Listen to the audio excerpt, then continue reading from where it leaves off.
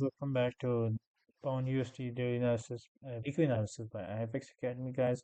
So last week we were unable to do an analysis, so please keep that in mind. So hence today, guys, we need to understand something that has happened on the euro and has pound as well.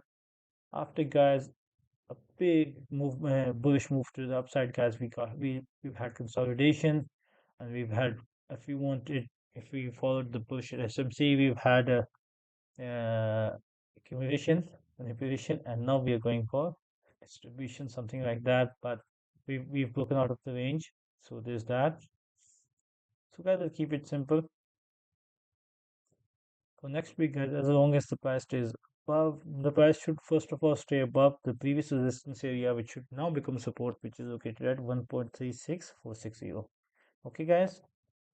But if the price is unable to do that, I expect the price to come near the area of 1.33 just for correction, and then come back again up to test 1.38653. Okay, guys,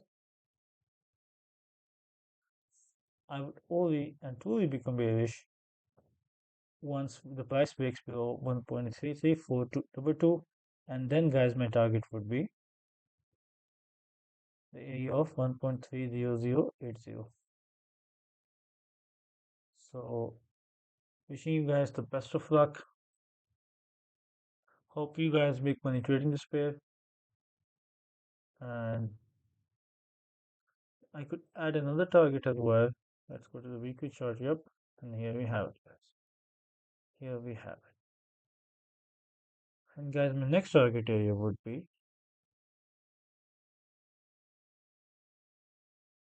let's add the psychological figure, 1.4000. Okay, guys, so these are my two targets.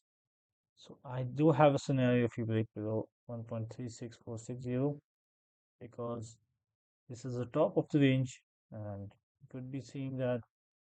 So anyway, guys, wishing you guys the best of luck. Hope you guys make money trading this pair, and see you guys next week.